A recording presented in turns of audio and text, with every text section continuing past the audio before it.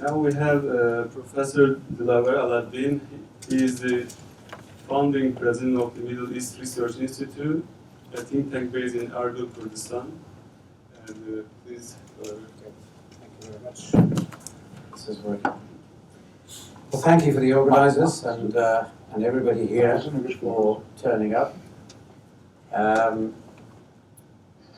I would like to really look at it from the outside with a bird's eye view of the events, and I want to focus on the practical aspects that can lead to a way forward, especially with some key stakeholders. That includes Kurds, the Turks, and the United States. And being in Washington, I think it's relevant for us to focus a little bit on the United States, but I'm also aware that Elise is an expert on the United States outlook on how visions are formed and policies are formed.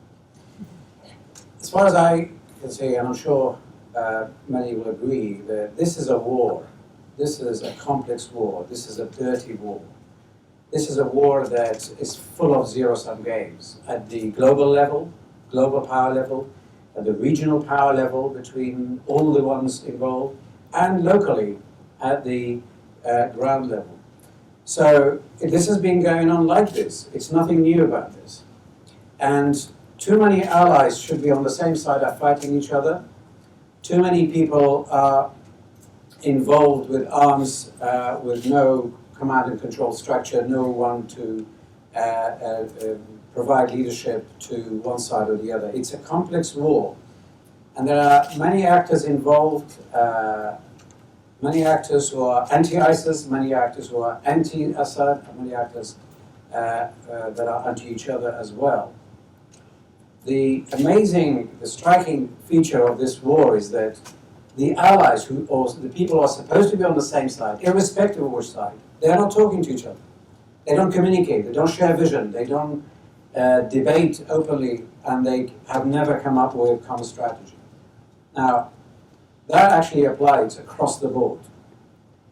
This is why we're in this confusion, and what we really need is clarity. The United States cannot go in and design a policy, immense confusion, and think that they can win a war. Turkey going into Syria, very clear in their mind what they want, but without communicating what they want, they should not expect to win ultimately. And the Kurdish side, as well as the Syrian, the Iranian, everybody is the same. They all have their own agenda, they all push for it, but they don't necessarily communicate it to their friends or foes. So nobody knows where people stand. And everyone you talk to, you will realize that they have legitimate concerns. They also have ambitions, sometimes over-ambitions, sometimes forgetting about the past or where they should go.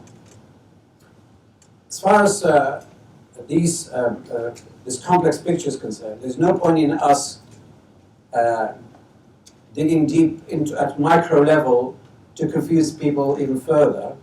For the sake of today and clarity and the relevance of the place we're in Washington, and the people are in this panel and this room, I think it might be easier for us to stick to United States, Turkey, and the Kurds, because all the rest are all actors, they're all in this, and they're all stakeholders, good or bad or ugly, it doesn't matter. But at the end of the day, everybody agrees that ISIS is the ultimate threat to everybody and must be defeated.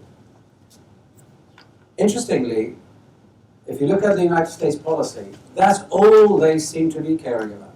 That's as far as the perception on the ground, i.e. everybody, when we talk about people on the ground, say, what do you think the American agenda or priorities? They say ISIS, nothing else. Well, this was not 5 years ago. This was not the case 3 years ago. The United States had a clear policy. They looked as though they knew what they wanted. They wanted Bashar out, they wanted change of order, change of regime, but this is long gone. Now, American policy is entirely based around defeating ISIS. And this is where their direct liaison and support comes with PYD and YPG. They are ignoring anything that they have done before, or Turkish call, or any other call about PYD because they want ISIS defeated. That's the foundation of relation between the United States and YPG. And Turkey itself is also very clear what they want. But interestingly, Turkey is the one that has confused everybody now. Turkey, for 5 years since the beginning of the Syria turmoil, they have been very clear in their minds. They have communicated that. They want Bashar out, no matter what, and they will want Syria to be in one piece. They don't want it dismembered. And they have stuck to that so much so that when the United States agreed or disagreed, Turkey did not change that policy for 5 years. There was a long time that Turkey wanted the United States involved to come into Syria, and Turkey did a lot of intervention. They went in with Free Syrian Army, with all the different groups, but the United States refused to come in committing boots on the ground or doing any more than indirect, leading from behind, so they said. Turkey was absolutely clear for 5 years, but suddenly Turkey is no longer clear. Turkey has got problems inside. It's internally becoming like anywhere else in the Middle East, polarized, having problem, having war inside, having coup attempt inside, having political fragmentation. These problems are now spilling over to next door. So the war between Turkey and PKK is now spilling into Turkey.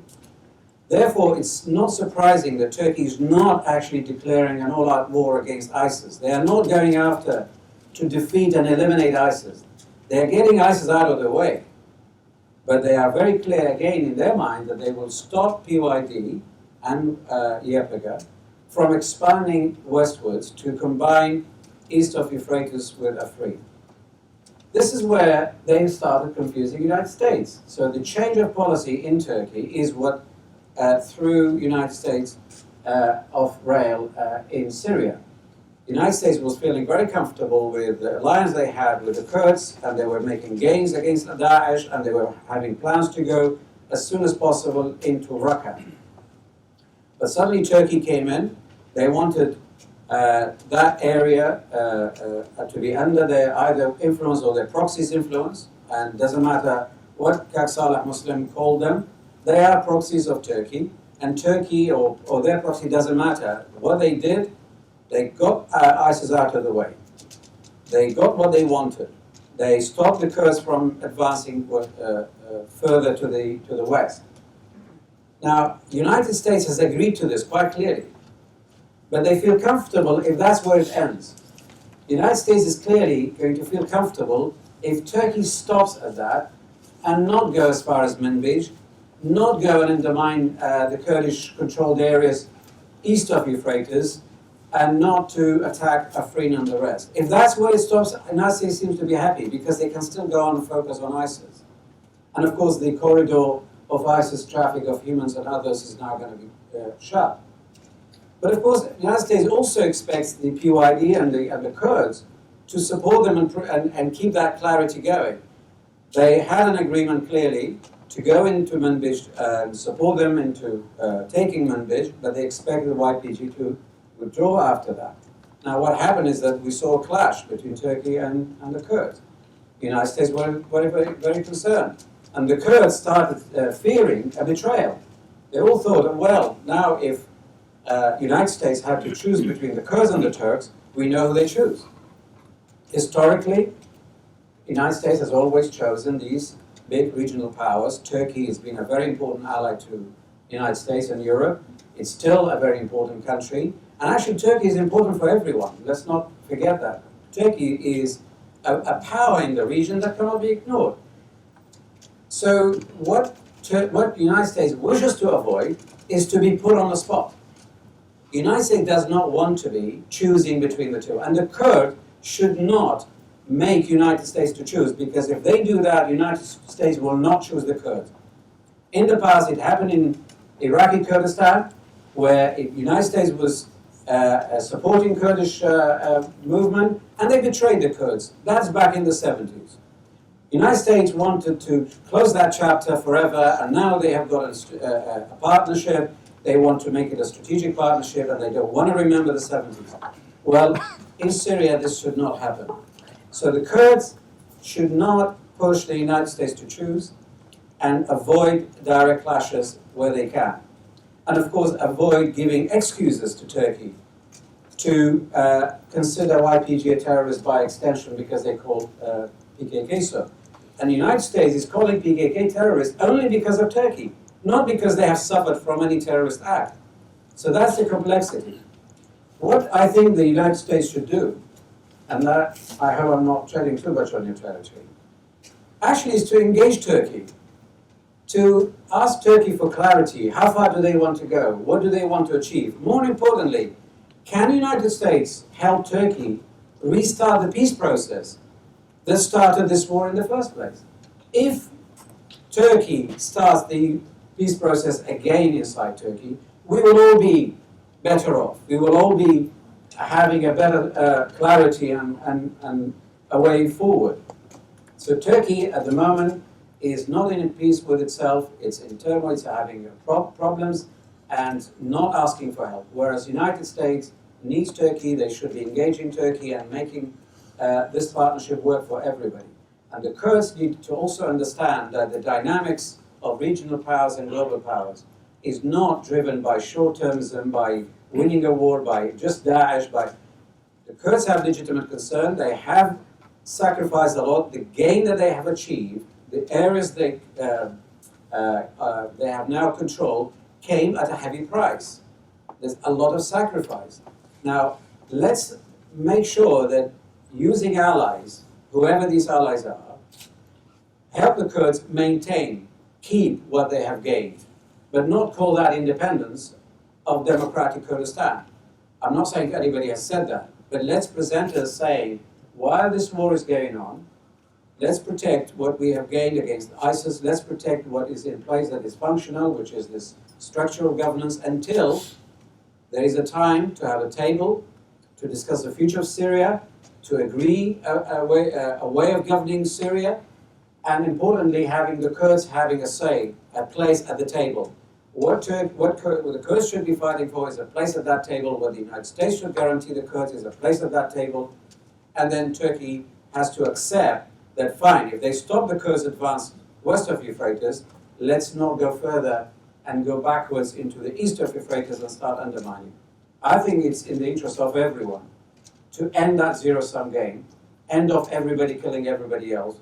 And there are too many other partners we have not mentioned today, and they do not come into the picture. And that includes Iran, Damascus, Russia, and all the other Syrian opposition. And not everybody is a saint, not everybody is a Satan. We need dialogues, we need understanding, but above all, we need clarity. Thank you.